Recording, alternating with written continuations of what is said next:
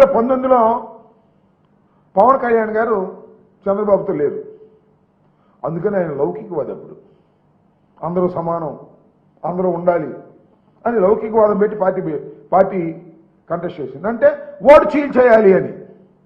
ఇవాళేమో లౌకికవాది కాదు, ఇవాళ సనాతన ధర్మాన్ని పాటించేటటువంటి వ్యక్తి రోజుకు ఒక అవతారం వేస్తారు. ఎన్ని వేషాలండి! ఒక్కొక్క ఎన్నికలకు ఒక్కొక్క వేషం. ఇప్పుడు ఆయన వచ్చిన తర్వాత 3 ఎన్నికలు జరిగినట్టు ఉన్నాయి. 3 ఎన్నికలకు 3 వేషాలు. మరి వచ్చే వేషం ఏం వేస్తాడో నాకు తెలియదు. రకరకాల వేషాలు వేసి మీరు చంద్రబాబు నాయుడికి చెంచగా ఉపయోగపడేటటువంటి పరిస్థితిలో మీరు ఇవాళ పనిచేస్తున్నారు. దేవుడి పేరుతో రాజకీయం చేసేటటువంటి ఒక నీచమైన పరిస్థితికి మీరు వెళ్ళిపోయారు.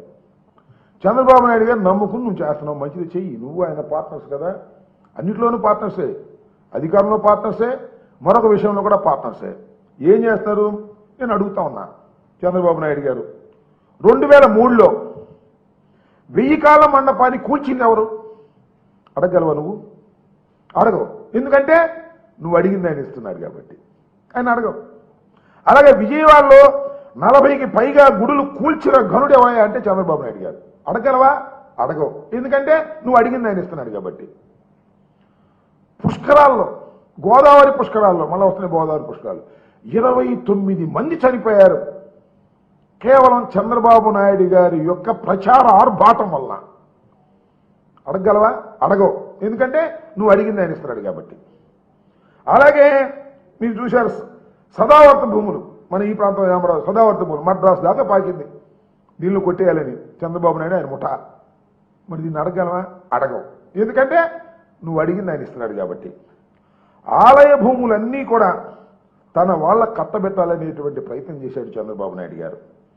టీడీడీకి చెందిన 50 ఆస్తులు విక్రయించాలని చూసింది చంద్రబాబు నాయుడు గారు. నువ్వు అడగలవా? దాని గురించి అడగలేవు. ఎందుకంటే నువ్వు అడిగింది ఆయన ఇస్తున్నాడు కాబట్టి. అక్కడ దాకా ఎందుకు? మీ అందరికీ తెలుసు, విజయనగరం జిల్లా రామతీర్థంలో శ్రీరాముడి విగ్రహాన్ని తలనరికేసినటువంటి సంఘటన ఉంది. దానిలో ముద్దాయిగా ఉన్నటువంటి వ్యక్తి చిన్న సూరిబాబు. ఆ వ్యక్తికి సీఎం రిలీఫ్ ఫండ్ నుంచి 5 లక్షలు ఇచ్చాడు చంద్రబాబు నాయుడు గారు. ఇది అడగలవా? తలే నరికేశాడు, ఆయన కేసు పెట్టారు. 5 లక్షల రూపాయలు నువ్వు సీఎం రిలీఫ్ ఫండ్ ఇచ్చారు. నువ్వు అడగలవా? అడగలేవు. ఎందుకంటే నువ్వు అడిగింది ఆయన ఇస్తున్నాడు కాబట్టి. ఇలా ఈ రకమైనటువంటి దుర్మార్గమైనటువంటి కార్యక్రమాలు చేస్తూ జగన్మోహన్ రెడ్డి గారి మీద సందు దొరికితే బురదలేటటువంటి కార్యక్రమం, అన్యాయమైనటువంటి ప్రచారం చేసే కార్యక్రమం, దురదృష్టకరమైనటువంటి ప్రచారం చేసే కార్యక్రమం, జనం నమ్ముతారో నమ్మరో అనేది కూడా లేకోకుండా నీకు మీడియా హంగు ఆర్భాటం ఉంది కాబట్టి నువ్వు మాట్లాడంగానే అన్ని మీడియాలు కూడా వస్తాయి కాబట్టి, మీడియా బలం ఉంది కాబట్టి దాన్ని మీ గుప్పిట్లో పెట్టుకొని ఈ విధమైనటువంటి దుర్మార్గమైనటువంటి ప్రచారాలు మీరు చేస్తాం చాలా దురదృష్టకరమని కూడా ఈ సందర్భంగా మనవి చేస్తాం. అంతేకాదు, 4-5 నెలల క్రితమే చంద్రబాబు పాలన ఉండగానే అహోబిలం నరసింహస్వామి ఆలయంలో హుండీ చోరీ జరిగింది. దాన్ని ఎప్పుడన్నా ప్రశ్నించావా పవన్ కళ్యాణ్ గారు? ప్రశ్నించావు, మమ్మల్ని ప్రశ్నిస్తావు. ఎందుకు ప్రశ్నించమంటే నువ్వు అడిగిందంతా నువ్వు అడిగింది ఆయన ఇస్తున్నాడు కాబట్టి. ఇలాంటి దుర్మార్గమైనటువంటి కార్యక్రమాలకి వాళ్ళ చంద్రబాబు నాయుడు గారితో పాటు పవన్ కళ్యాణ్ గారు కూడా ప్రయత్నం చేయటం చాలా దురదృష్టకరమని, నీచమని, రాజకీయ దివాళాకోరుతనమని, చౌకబారు ఎత్తుగడని ఈ సందర్భంగా చెబుతున్నాను.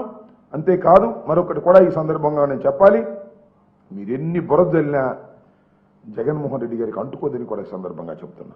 ఎందుకంటే జగన్మోహన్ రెడ్డి గారి టైంలో సుమారుగా కొన్ని 100 దేవాలయాలు నిర్మించినటువంటి వ్యక్తి జగన్మోహన్ రెడ్డి గారు. ప్రతి దేవాలయంలోనూ పూజారులకు సక్రమంగా పారితోషికాన్ని అందించినటువంటి వ్యక్తి జగన్మోహన్ రెడ్డి గారు. ప్రతి దేవాలయంలోనూ దీపారాజన వెలిగించింది జగన్మోహన్ రెడ్డి గారు. అలాంటి జగన్మోహన్ రెడ్డి గారు మీరు ఎన్ని తప్పుడు ప్రచారాలు చేసినా, ఎంత మతాన్ని అడ్డం పెట్టుకొని మీరు బురద జల్లినా అంటుకోదనే విషయాన్ని మీరు గమనించాలి. అంతేకాదు, వ్యక్తిత్వంలో జగన్మోహన్ రెడ్డి గారు ఉన్నతుడు. మీలాగా వేషాలు వేసే మనిషి కాదు. అప్పుడు ఒకసారి ఇప్పుడు ఒకసారి రకరకాల వేషాలు వేసే వ్యక్తి కాదు. మనస వాచ కర్మణ ధర్మాన్ని మంచి వ్యక్తిత్వాన్ని పాటిస్తాడు. ఆయన హయాంలోని ఈ రాష్ట్రంలో అన్ని ధార్మికతలు బ్రహ్మాండంగా జరిగాయి. అలాంటి జగన్మోహన్ రెడ్డి గారి మీద పనిగట్టుకొని ఈ రోజుకొక వేషాలు వేసేటటువంటి పవన్ కళ్యాణ్ గారు బురదజల్లే కార్యక్రమాన్ని చేయటం చాలా దురదృష్టకరమని, దీన్ని ప్రజలు అర్థం చేసుకోవాలని ఈ సందర్భంగా చెప్పదలుచుకున్నాను.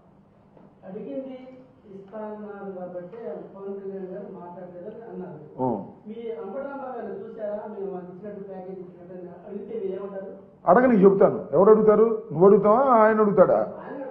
అడగని, అడిగితే చెప్తాను. అడిగితే సాక్ష్యాధారాలతో కూడా చెప్తాను. అడిగితే ఆయన అడగమను, సాక్ష్యాధారాలతో కూడా చెప్తాను.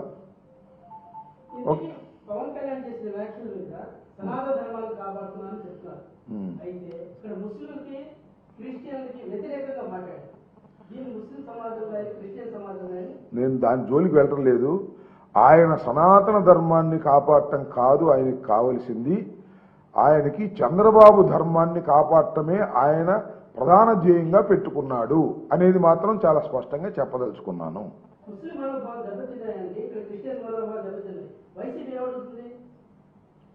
ఈ దెబ్బతింటే వాటి గురించి మాట్లాడేవాళ్ళు మాట్లాడతారు. నేను తొందరపడొద్దు. ఇవాళ దీని వరకు నేను చెప్పాను.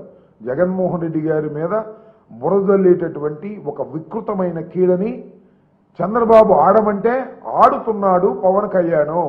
అన్నీ వదిలేసి, సిగ్గు ఎగ్గు అన్నీ వదిలేశాడు. ఏమనుకుంటారో జనం ఏమనుకుంటారో లేదు.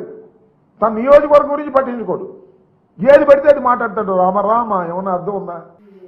ఇది నువ్వు రేపు అసలు ఇవాళ అట్లా మాట్లాడేవాడుకో, రేపు అది నిన్ను అట్లా మాట్లాడేది అంటాడు. ఎందుకు వచ్చిన గొడవ?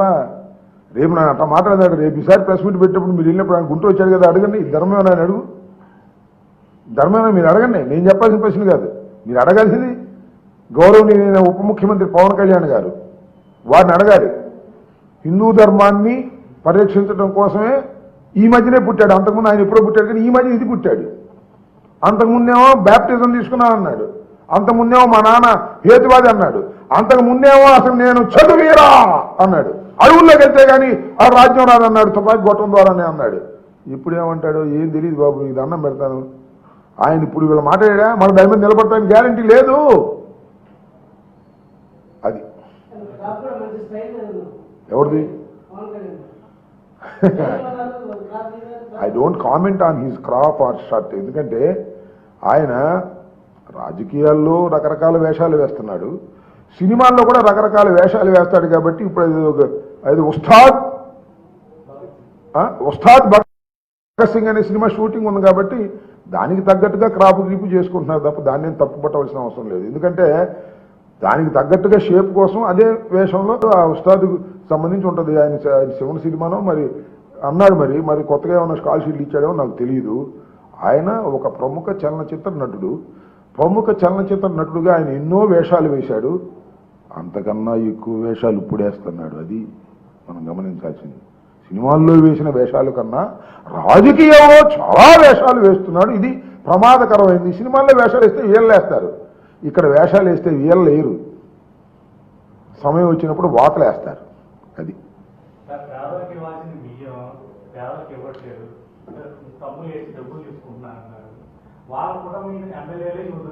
ఏంటిది నాకు అర్థం కాదా? రేషన్ బియ్యం స్వామి, నేను ఇంతకు ముందు కూడా చెప్పా, మళ్ళా చెబుతున్నా. రేషన్ బియ్యం విషయంలో పవన్ కళ్యాణ్ గారు షిప్ను సీజ్ చేశారు. మీ అందరికి గుర్తుంది. అది సీజ్ కాలేదు. ఈ రాష్ట్రంలో పీడిఎస్ రైస్ టోటల్గా దళారుల చేతులకు వెళ్ళిపోయింది, పేదలకు వెళ్ళలేదు. ఇది పవన్ కళ్యాణ్ గారి దృష్టిలో కూడా ఉంది.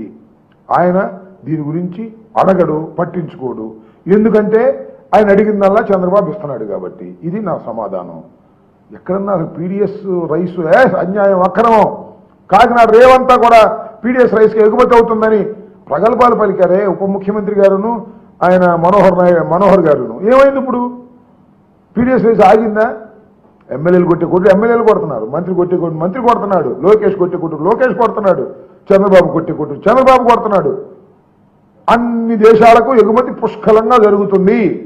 దళారులు బాగా డబ్బులు సంపాదించుకుంటున్నారు, వ్యాపారస్తులు బాగా డబ్బులు సంపాదించుకున్నారు. సంపాదించుకున్న దానిలో నీకు కాస్తి నాకు కాస్తి, ఇంతే. ఓకే.